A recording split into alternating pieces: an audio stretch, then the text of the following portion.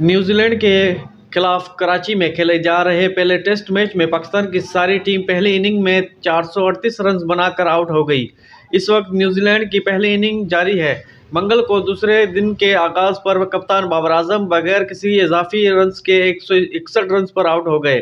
7 विकेटों के नुकसान पर नोमान अली जिन्होंने 7 रन बनाकर, जबकि मोहम्मद वसीम 2 रन बनाकर आउट हुए। पाकिस्तान की इनिंग में दूसरी सेंचुरी आगा सलमान ने स्कोर की, जो 130 रन बनाकर आउट हो गए।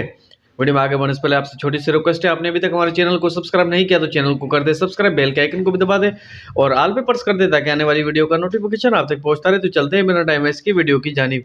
पीर को टेस्ट मैच में टॉस जीतकर पाकिस्तान ने पहले बैटिंग करते हुए पहले दिन के इख्तिताम पर 7 विकेटों के नुकसान पर 317 रन बनाए थे।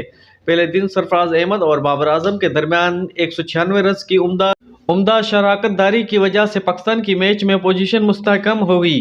ये पार्टनरशिप पहले दिन के खेल के इख्तिताम से कुछ देर पहले सरफराज अहमद के 86 रन पर आउट होने से खत्म हुई।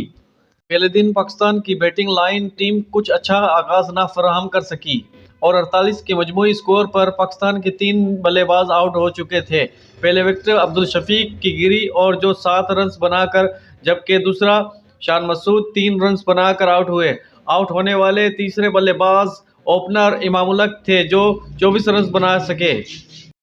3 विकेटें गिरने के बाद कप्तान बाबर आजम और सऊद शकील के दरमियान 62 रन की शराकतदारी से इस वक्त खत्म हुई, जब सऊद शकील 22 रन बनाकर कैच आउट हुए।